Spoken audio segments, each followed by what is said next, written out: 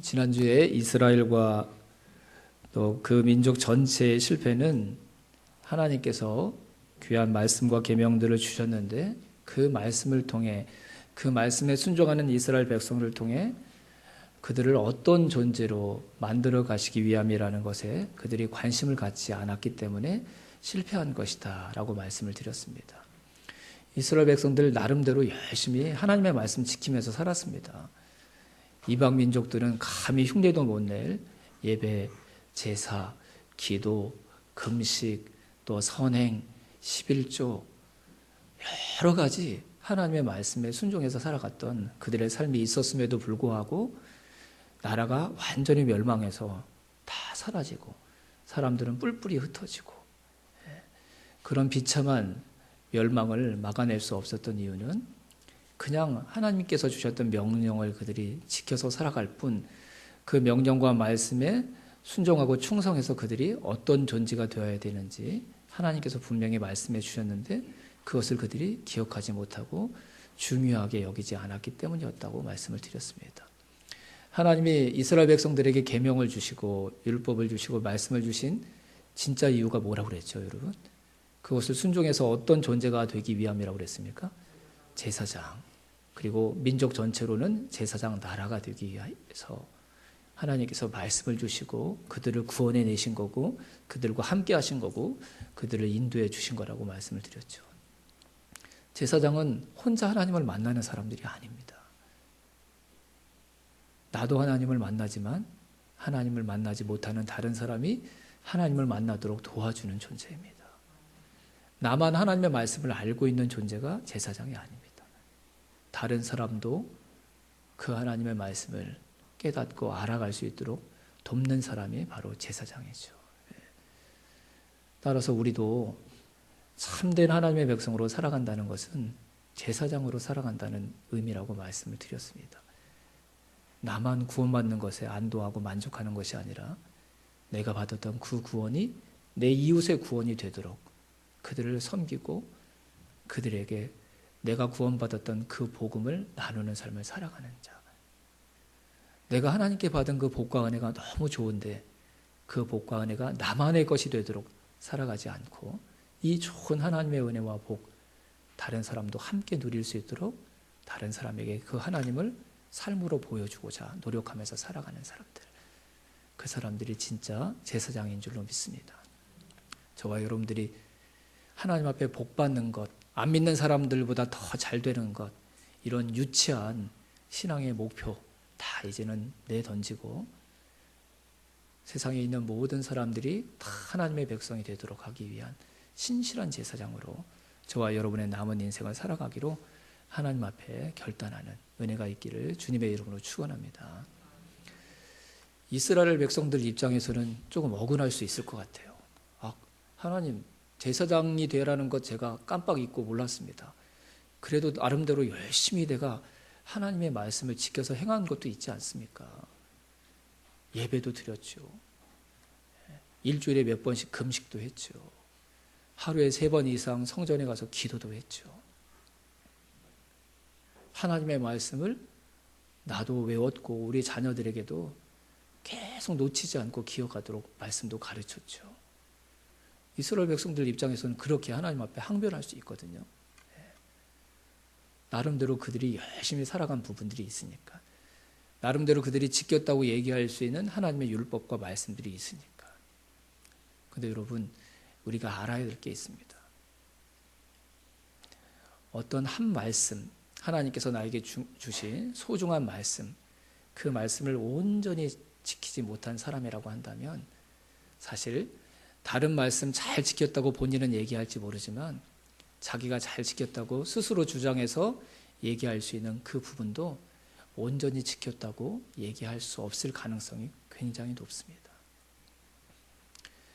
하나님의 말씀을 계속 살펴보면 그냥 문구에 있는 그 말씀을 그대로 지키는 것, 이런 것 가지고는 하나님을 감동시킬 수가 없습니다. 하나님께서 그런 말씀들을 주신 하나님의 진짜 중심, 본심, 의도가 무엇인지를 알아서 그 말씀을 지킬 때 그게 하나님께 기쁨이 되고 그 말씀을 우리에게 주신 하나님께서 그 말씀에 순종하는 우리의 삶을 하나님의 뜻 안에서 보호하시는 더 큰 역사를 이루어 나가시기 때문입니다. 이스라엘 백성들이 다른 사람들이 하지 않는 것 많이 했지만 엄격하게 얘기하면 제대로 잘 지킨 말씀은 하나도 없었습니다. 아마 그들이 어떤 말씀이라도 제대로 하나 지켰다고 한다면 저는 절대 그들이 멸망하는 백성들이 되지 않았을 것이라고 믿습니다. 하나님의 말씀을 온전히 잘 지켰다.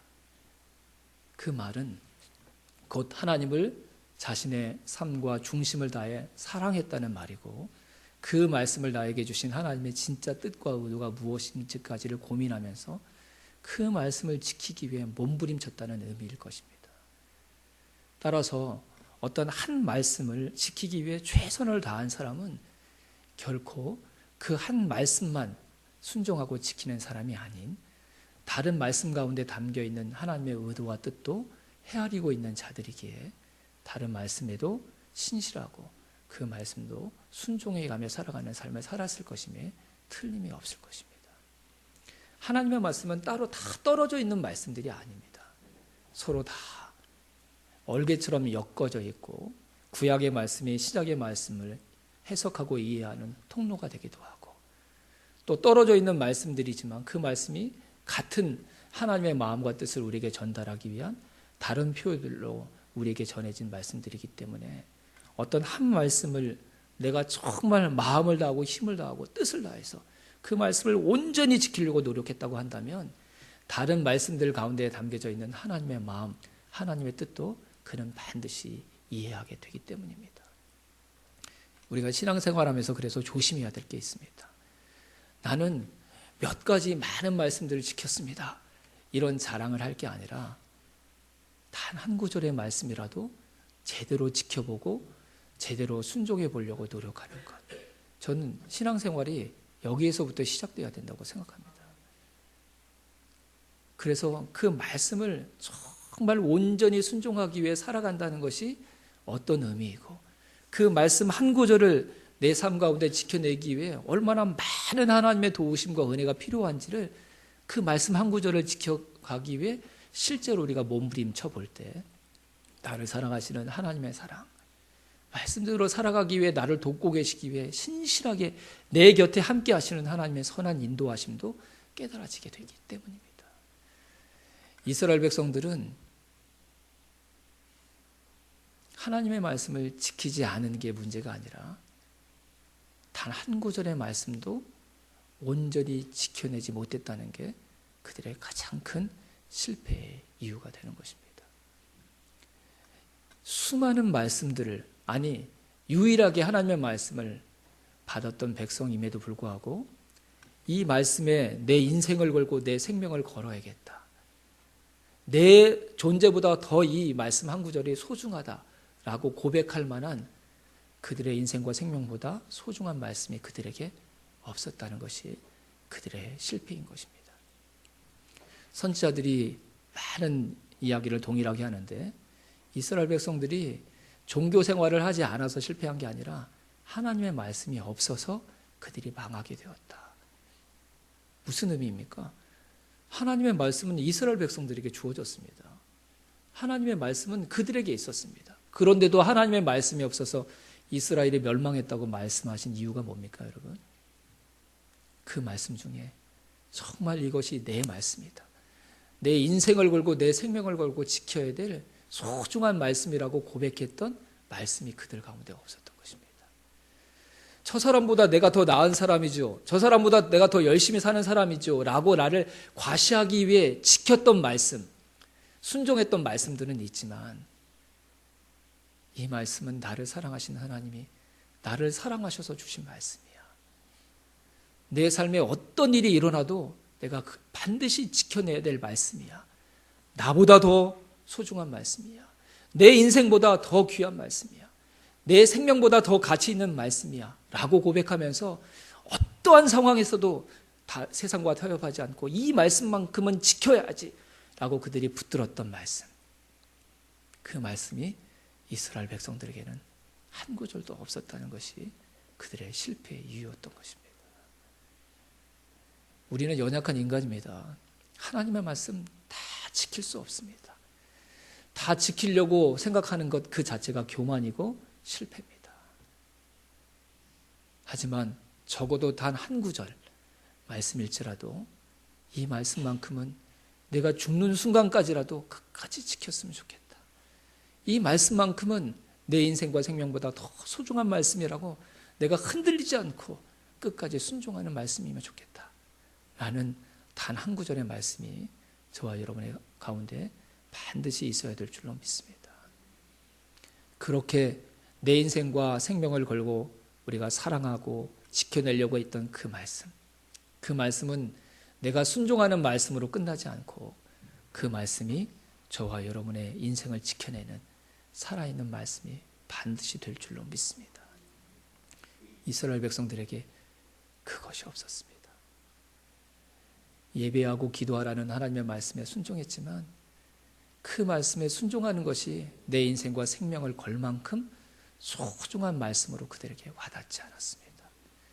그렇게 하면 복받을 수 있고 이방 민족보다 더 나은 형통함을 누릴 수 있는 복받는 통로 정도로만 생각했지, 하나님이 혹 나에게 복 주시지 않아도, 내가 원하는 것 주시지 않아도 그래도 나는 이 말씀 끝까지 지킬 거야 라고 그들이 고백하고 그들이 내 생명보다 더 소중한 말씀이라고 자랑할 말씀이 그들 가운데 단 한 구절도 없었습니다. 예레미야서를 우리가 읽고 있는데 여러분 안타깝지 않습니까? 이게 마지막이다. 지금 돌이키지 않으면 멸망할 것이다. 거짓 선지자들의 이야기를 듣지 마라. 하나님이 살아있는 증거를 보여주시면서 선지자의 삶을 통해서 눈으로 보이는 말씀으로 그들에게 도전해 주시는데도 그 말씀을 듣는 백성들이 없습니다.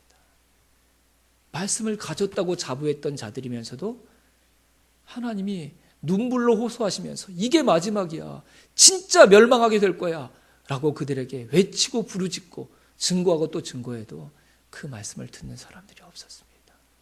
왜요? 그들은 말씀을 가지고 있지만 생명과 인생을 걸 만큼 소중하게 여겼던 진짜 말씀이 그들 가운데 없었기 때문이었습니다.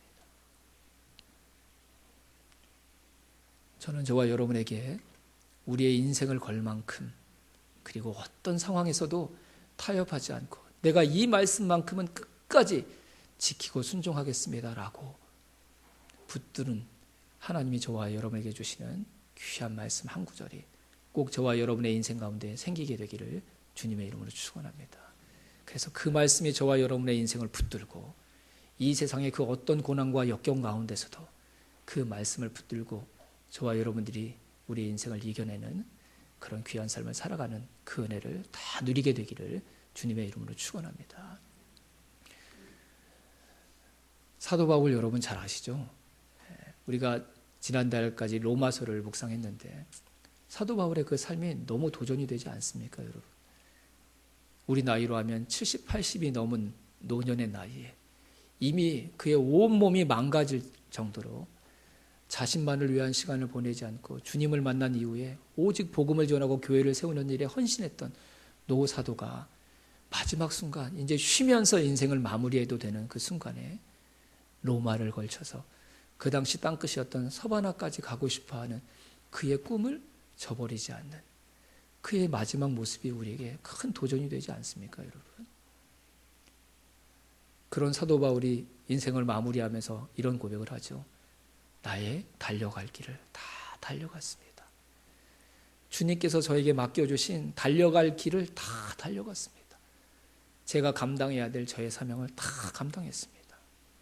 부디 저와 여러분들도 우리 인생의 마지막 순간 사도 바울처럼 이렇게 고백하면서 우리 인생을 마무리하는 귀한 사람들이 다 될 수 있기를 바랍니다. 사도 바울이 그렇게 마지막까지 주님께서 맡겨주신 그 사명을 끝까지 감당할 수 있었던 이유가 뭘까요, 여러분? 제가 볼 때는 사도 바울 역시 한 구절의 말씀을 붙들고 또 그 말씀이 사도 바울을 붙들었기에 그가 그런 인생을 살아갈 수 있었다고 믿습니다. 그 말씀이 뭘까요, 여러분? 사도행전의 요절 말씀이라고 할 수 있는 사도행전 1장 8절 말씀입니다. 우리 같이 한번 읽어보겠습니다.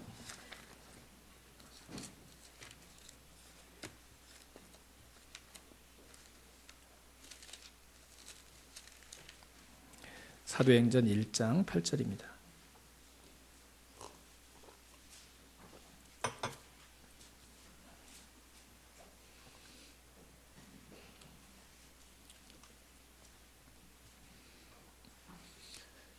네, 같이 읽겠습니다. 오직 성령이 너희에게 임하시면 너희가 권능을 받고 예루살렘과 온 유대와 사마리아와 땅끝까지 이르러 내 증인이 되리라 하시니라. 아멘. 사도 바울만이 아니라 제자들에게 또 예수님을 믿는 사람들에게 주님께서 유언처럼 남기셨던 말씀이셨습니다. 너희들에게 성령이 임하면 너희가 권능을 받고 예루살렘과 온 유대와 사마리아와 땅끝까지 이르러 내 증인이 되라. 주님의 유언이었습니다.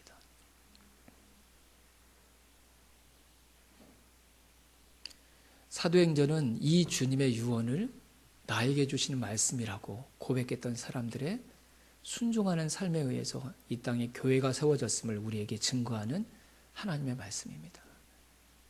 근데 처음에 사도행전 앞부분을 보면 이 주님의 말씀을 내 인생과 생명을 걸어야 될 소중한 말씀으로 믿지 못한 제자들의 연약한 모습들이 나타나죠. 주님은 분명히 예루살렘과 유대만 머물러 있으라고 말씀하시지 않고 사마리아로 나가라. 그리고 저 이방인의 땅끝까지 나가라고 말씀하셨는데 제자들이 예루살렘이라는 울타리를 넘어서지 않는 거예요. 주님의 이 말씀을 내 생명을 걸고 인생을 걸 만큼 소중한 말씀으로 온전히 받아들이지 못했던 것이죠. 그때 주님은 그 제자들이 아니라 사도 바울이라는 주님을 핍박했던 그리스도인들을 박해했던 한 사람을 택하셔서 그를 통해 사마리아와 저 땅끝까지 복음이 증거되는 도구로 그를 세우셔서 사용하십니다. 제자들과 달리 사도 바울은 주님을 만난 그 순간 이 사도행전 1장 8절의 말씀을 나를 향해 주님이 주신 말씀, 내가 평생 붙들어야 될 자기를 위한 말씀으로 이 말씀을 받아들였던 것입니다. 사도행전은 그 이야기를 하는 것입니다. 이 주님의 유언, 이 말씀을 나에게 주시는 말씀으로 고백했던 사도 바울과 또 다른 사도들이 끝까지 이 말씀에 얼마나 충실했는지, 그래서 그들의 그 말씀에 사로잡혀 살아갔던 그들의 삶에 의해 이 땅에 수많은 곳에 교회가 세워지고 복음이 증거되었음을 기록한 성경이 바로 사도행전의 말씀입니다. 이 말씀에 사로잡혔던 사도 바울이었기에 인생의 노년에도 안락한 편안함을 추구하는 것이 아니라 아무도 지금까지 가보지 않았던 저 땅끝 서바나로 갈 것을 간절히 원하며 그 일에 함께 동력해 줄 로마 교회를 향해 로마서 그 긴 편지를 쓰게 만들 수 있었던 것입니다. 내가 생명을 걸고 사모하는 한 구절의 말씀, 그렇게 내가 그 말씀을 사모해서 온전히 순종하고자 할 때 그 말씀이 나를 붙들어 이 세상을 하나님의 나라로 바꾸고 죽음과 멸망 가운데 갇혀있는 수많은 영혼들을 하나님의 자녀가 되게 하는 생명의 열매를 맺게 하는 삶을 만들어내는 줄로 믿습니다. 부디 많은 말씀에 순종하려고 하지 마시고 단 한 구절의 말씀에 내가 죽기까지 순종하겠다고 하나님 앞에 다짐하고 정말 그 말씀을 끝까지 지켜내는, 그 말씀을 사랑하고 사모하는 하나님의 백성들이 다 되는 저와 여러분이 되시기를 주님의 이름으로 축원합니다. 그러면 저와 여러분의 인생 가운데도 교회가 세워지고 안 믿는 영혼들이 하나님의 자녀가 되고 어둠의 권세 가운데 갇혀있던 사람들이 열린 하늘문을 통해 생명의 하늘의 은혜를 누리게 되는 귀한 역사들이 일어나게 될 줄로 믿습니다. 말씀 한 곳을 더 찾아보겠습니다. 시편 119편 165절입니다. 시편 119편 165절.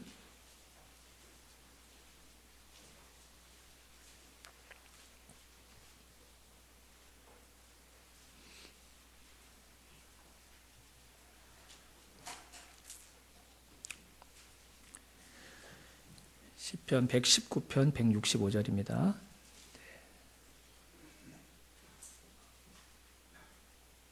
네, 우리 같이 읽어보겠습니다. 주의 법을 사랑하는 자에게는 큰 평안이 있으니 그들에게 장애물이 없으리이다. 아멘. 몇 년 전에 봄에 신방할 때 이 말씀을 나눈 적이 있었는데요. 자, 주의 법을, 주님의 말씀, 하나님의 말씀을 사랑하는 자에게는 무엇이 있다고 그랬죠? 큰 평안이 있다. 그리고 또 무엇이 없다고 그랬습니까? 장애물이 없으리라. 여러분에게 묻겠습니다. 하나님의 말씀을 사모하는 사람들에게는 인생에 장애물이 없습니까? 그럼 성경이 틀린 겁니까? 무슨 뜻이죠, 여러분 이게? 하나님의 말씀을 사모하는 사람들에게는 장애물이 없다. 장애물 자체가 없다는 뜻이 아니라 장애물이 와도 그것이 장애물이 되지 않는다. 그런 의미인 줄로 믿습니다. 네. 누구에게요, 여러분? 하나님의 말씀을 사모하는 자들에게. 하나님의 말씀을 쫓아 이스라엘 백성들이 애굽에서 나왔습니다. 그랬더니 이스라엘 백성들 앞에 홍해 바다가 가로막았습니다. 홍해 바다는 인간의 힘으로 건널 수 없는 장애물입니다. 뒤에서는 바로의 군대가 마차를 타고 이스라엘 백성들을 잡아 죽이기 위해 쫓아오고 있고 앞에 홍해 바다가 가로막았습니다. 이스라엘 백성들은 지금 왜 홍해 바다 앞에까지 온 거죠? 하나님의 말씀에 순종해서, 애굽에서 나가라는 하나님의 말씀에 순종해서 지금 홍해 바다 앞까지 온 건데 그들 앞에 장애물, 홍해라는 장애물이 놓여진 것입니다. 근데 하나님께서 이 시편 119편 165절의 말씀을 그들 앞에 성취하셨죠. 홍해 바다가 장애물이 아니라 애굽 바로의 군대로부터 이스라엘 백성들을 완전히 보호하시는 하나님의 은혜임을 홍해 바다를 가르셔서 하나님께서 그들 앞에 보여주셨습니다. 인간의 힘으로 넘을 수 없는, 나의 힘으로 넘을 수 없는 장애물처럼 보였던 홍해 바다가 하나님의 말씀에 순종했던 이스라엘 백성들에게는 하나님이 그 어떤 군대로부터, 세상의 힘으로부터 나를 지키실 수 있는, 지금 살아계셔서 나와 함께 하시는 나의 하나님임을 경험하는 은혜의 기회가 되게 하셨던 것입니다. 이런 말씀이죠. 이런 말씀. 이스라엘 백성들이 40년 동안 살아야 됐던 광야는 죽음의 땅이었습니다. 물 구할 수 없었습니다. 먹을 것 얻을 수 없었습니다. 그들의 힘으로 극복할 수 없는 장애물처럼 보였습니다. 하지만 이스라엘 백성들은 40년 동안 그 광야에서 그 큰 장애물처럼 여겨지는, 넘을 수 없는 한계처럼 보이는 그 광야에서 무엇을 경험했습니까? 반석에서 강물처럼 솟구쳐 오르는 물을 하나님께서 그들에게 제공해 주셨고, 하늘로부터 매일같이 음식이 하늘로부터 내려오는 기적을 경험하도록 해주셨습니다. 광야에서 이스라엘 백성들이 한 건 하나님이 움직여 그러면 움직였고, 그곳에 멈춰서 그러면 멈춰섰고, 그곳에 장막을 쳐 그러면 장막을 쳤고, 장막을 거두고 이동해 하면 그 말씀에 따라 이동한 것밖에 없었습니다. 그들의 삶에 수많은 장애물처럼 보였던 것들이 하나님이 그들을 얼마나 사랑하시고 신실하게 보호하시는지를 보여주는 은혜의 산 증거가 되었던 것입니다. 하나님의 말씀을 사랑하면 형식적으로 그 말씀을 지키고 순종하는 것이 아니라 그 말씀을 내 생명과 내 인생보다 더 소중한 말씀으로 우리가 사랑해서 그 말씀에 순종하면 오늘 저와 여러분의 인생에도 하나님께서 수많은 장애물이 아닌 것처럼 건너게 하시는 이 말씀을 이루어 주실 줄로 믿습니다. 사도 바울의 인생에 고난과 장애물이 없었습니까, 여러분? 복음을 위해서 살아가고 하나님의 말씀을 위해서 살아가고 사도행전 1장 8절 이 말씀에 온전히 순종하기 위해 살아갔던 사도 바울의 인생에 어려움이 없었습니까? 아니죠. 매일매일이 어려움의 연속이었죠. 하지만 그 어려움들이 진짜 장애물로만 여겨졌다고 한다면 인생 노년의 사도 바울이 어떻게 저 서바나를 또 가보고 싶은 나의 땅끝이라고 마지막까지 고백할 수 있었겠습니까? 하나님의 말씀을 사랑했던 사도 바울. 그래서 그 말씀이 자신의 인생을 붙들었던 삶을 살아갔던 사도 바울에게 장애물과 고난은 그냥 눈에 보이는 것처럼 장애물과 고난이 아니라 또 더 큰 하나님의 사랑과 은혜를 경험하는 또 다른 의미의 복된 시간들이었던 것입니다. 그러면 됩니다, 여러분. 다른 사람보다 더 많은 인생의 장애물들이 저와 여러분의 인생 가운데 있을지라도 넉넉하게 그게 장애물이 아니라 하나님이 나를 사랑하셔서 베푸시는 또 다른 은혜지.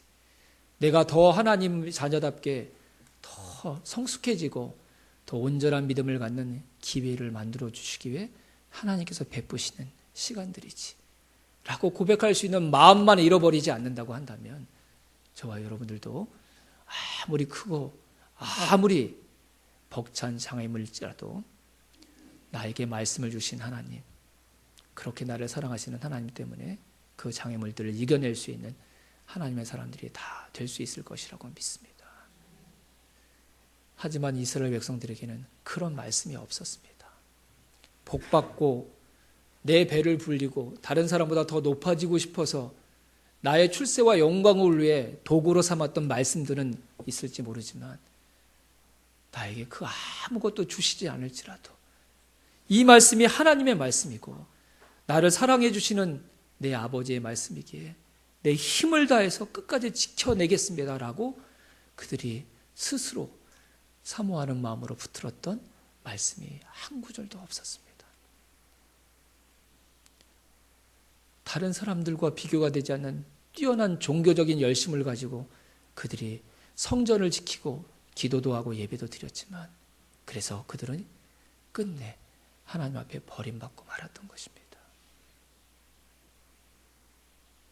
내가 사모하는 말씀, 그래서 정말 내가 힘을 다해 순종하고 싶어하는 단 한 구절의 말씀이 저와 여러분 가운데도 없다고 한다면 오늘 우리가 읽었던 본문의 말씀의 경고처럼 저와 여러분의 인생도 실로와 같이 되고 말 것입니다. 실로는 사사시대에 하나님의 영광과 임재를 상징했던 이스라엘 땅의 가장 거룩한 땅이었습니다. 하지만 그들과 함께 하시는 하나님, 그리고 그들에게 주셨던 하나님의 말씀이 부적처럼 미신이 되고 형식적으로 지키는 말씀이 되었을 때 그 실로에서 이스라엘 백성들이 블레셋과 전쟁을 치룰 때 하나님의 말씀을, 하나님의 임재를 상징하는 언약궤를 빼앗기는 치욕적인 장소가 되고 말았습니다. 그 사건 이후로 실로는 더 이상 하나님의 영광과 임재를 경험할 수 없는 폐허, 죽은 땅이 되고 말았습니다. 여러분, 스스로에게 물으시기를 바랍니다. 나에게 내 생명과 인생보다 더 소중히 여기는 한 구절의 말씀이 있는지, 그 말씀이 저와 여러분 가운데 없다면 저와 여러분의 인생은 분명 서서히 실로와 같이 되어가고 있는 것이 틀림이 없을 것입니다. 그게 아니라 다른 모든 말씀은 제대로 지키지 못할지라도 단 한 구절이라도 온전히 하나님께서 기뻐하시는 마음과 모습으로 그 말씀을 지키려고 내가 붙들고 노력하고 있는, 그렇게 사모하는 말씀이 단 한 구절이라고 있다고 한다면 하나님께서는 그 한 구절 말씀에 붙들려 있는 저와 여러분의 삶 가운데 역사하셔서 저와 여러분을 장애물을 그 말씀을 붙들고 극복해내는 진짜 하나님의 사람으로 반드시 세워나가실 줄로 믿습니다. 얼마나 많은 일을 하고 있는지 그게 우리에게 중요하지 않습니다. 단 한 가지의 일, 단 한 구절의 말씀을 우리가 순종할지라도 우리가 힘을 다하고 마음을 다해서 사모하는 마음으로 그 일을 하고 그 말씀을 지키고 순종할 때 그 한 가지 일, 그 한 가지의 말씀이 반드시 저와 여러분의 말씀을 거룩한 제사장으로 세워가게 해주실 줄로 믿습니다. 부디 이번 한 주간 우리가 함께 마음을 모아 기도할 때 하나님께서 저와 여러분에게 저와 여러분이 붙들고 싶은, 그리고 저와 여러분이 붙들리고 싶은 하나님의 말씀이 저와 여러분의 귀에 들리고 마음에 잘 박힌 못처럼 박히는 그런 은혜를 하나님께서 주시기를 주님의 이름으로 축원합니다.